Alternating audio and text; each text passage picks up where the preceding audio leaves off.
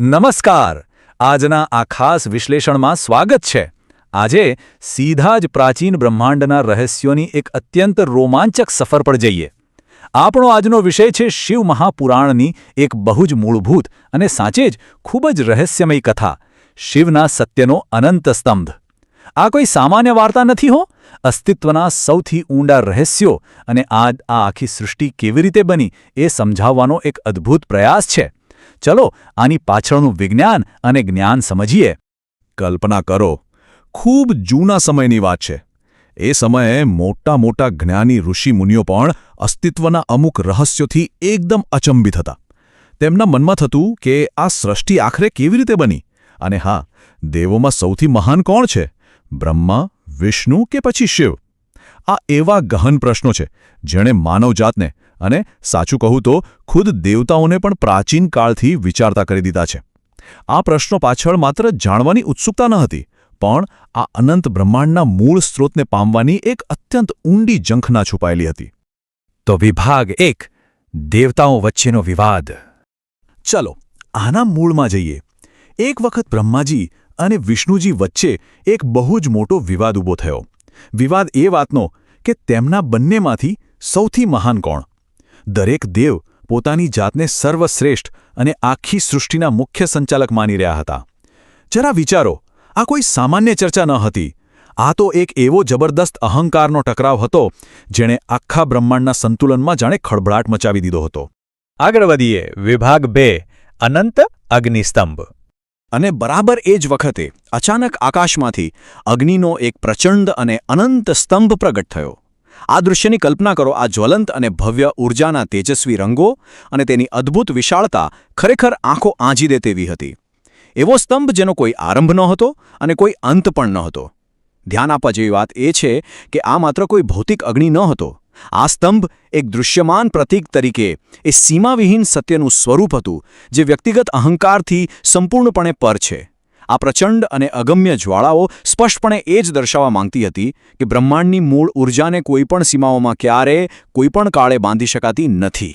હવે આવે છે વિભાગ 3, છેડાની શોધ. અહીં એ વાત સ્પષ્ટ થાય છે કે અનંત દિવ્ય શક્તિ પર વિજય મેળવવો તદ્દન અશક્ય છે. જો બને છે એવું કે સૌપ્રથમ બ્રહ્માજી આ સ્તંભનો અંત શોધવા માટે ઉપરની તરફ ઉડાન ભરે છે. ત્યારબાદ વિષ્ણુજી તે જ સ્તંભની શરૂઆત શોધવા માટે નીચેની તરફ જાય છે. અને અંતે અત્યંત લાંબો સમય પસાર થઈ જવા છતાં આ બંને મહાન દેવોમાંથી કોઈને પણ સફળતા નથી મળતી.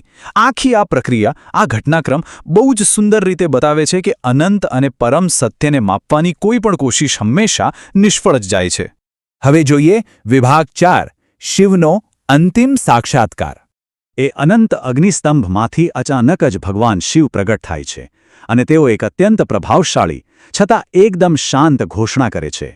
હું આદિ પણ છું અને અંત પણ છું. સૃષ્ટિનું સર્જન, પાલન અને સંહાર મારા દ્વારા જ થાય છે. ખરેખર આ એક અંતિમ સાક્ષાત્કાર હતો. આ પરમ સત્યના અદ્ભુત દર્શનથી બ્રહ્માજી અને વિષ્ણુજી બંનેનો અહંકાર ક્ષણવારમાં ઓગળી ગયો. તેમને બહુ જ ઊંડાણપૂર્વક સમજાઈ ગયું કે જે શક્તિને તેઓ માપવા નીકળ્યા હતા તે તો અનંત છે. અને આખરે બંનેએ અત્યંત નમ્ર બનીને ભગવાન શિવને આદરપૂર્વક નમન કર્યું. અને છેલ્લે વિભાગ 5, સ્તંભના પાઠ.